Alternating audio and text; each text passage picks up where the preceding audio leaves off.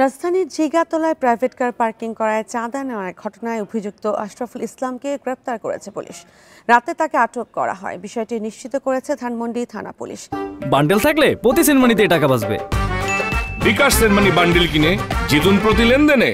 তারা জানায়, মঙ্গলবার রাত 8টার দিকে ধানমন্ডির জিগাতলা এলাকায় চাঁদাবাজির ঘটনা ঘটে।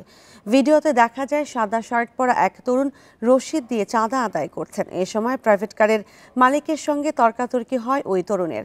পরে এই ঘটনার একটি ভিডিও সামাজিক যোগাযোগ মাধ্যমে ছড়িয়ে পড়ে। পরে ভিডিওতে থাকা অভিযুক্ত তরুণ আশরাফুল ইসলামকে গ্রেপ্তার করে ধানমন্ডি থানা পুলিশ।